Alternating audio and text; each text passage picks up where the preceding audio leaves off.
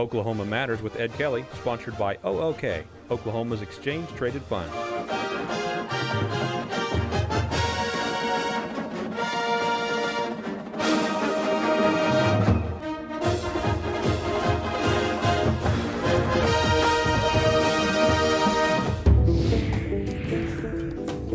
I'm Ed Kelley, editor of the Oklahoman. Oklahomans face tough choices regarding the state capitol building.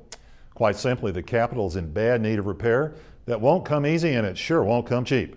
It's that way with any structure that's nearly 100 years old, as our capitol is. Then pile on decades of benign neglect, and it makes the options all that much tougher. As my colleague Michael McNutt reports, the building needs a restoration to prevent major failures in its exterior walls. Meantime, the internal infrastructure of plumbing, electrical and heating and cooling systems also needs a major overhaul.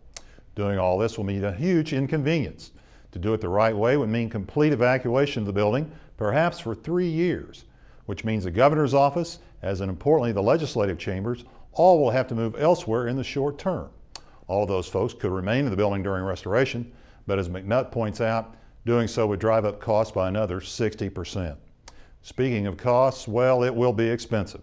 Construction of the Capitol that was designed by the great architect Solomon Layton cost $1.5 million. To build a similar building today would cost nearly $160 million. Michael McNutt quoted an expert who said restoration projects at other state capitals range from $30 million to $200 million. And where does that money come from with the stress on state finances? So the options are challenges. Tackle the restoration now and inconvenience employees and visitors for years, or work around the project at a cost of tens of millions of dollars more, or wait another few years to begin the restoration in hopes that the state budget will be shorn up. Regardless of what you think about state government, simply neglecting the building for now seems short-sighted.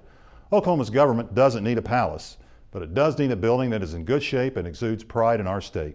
Seems to me it's better to tackle right now what our state capitol building will be when its second century begins in just a few years.